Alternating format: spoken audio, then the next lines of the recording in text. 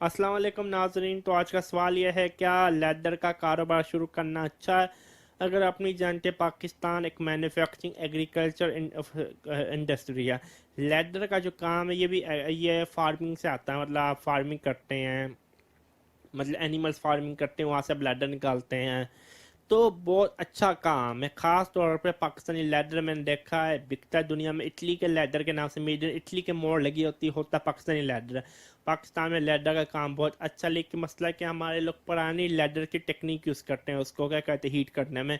आजकल नई माशरे में टेक्नोलॉजी आई हुई। अगर आपने कोई सीखना है, बाहर के मुल्क जाके कुछ ऐसा हुनर सीखना है, आप जाएं। डिग्रियां लेने लोग जाते हैं, हुनर सीखने नहीं जाते हैं। लेदर की हम नई टेक्निक सीखे, किस तरह आप इसको हीट करते हैं, किस तरह आप इसकी प्रोसेसिंग करते हैं, ये नई टेक्निक है। लेकिन काम माशाल्लाह वन ऑफ द बेस्ट काम है। इजीली रेकमेंड कर सकता हूँ। अगर आपके पास कोई और सवाल है, मेरा ईमेल एड्रेस है डिस्क्रिप्शन बॉक्स में। आज के लिए इतना ही। لست للفردوس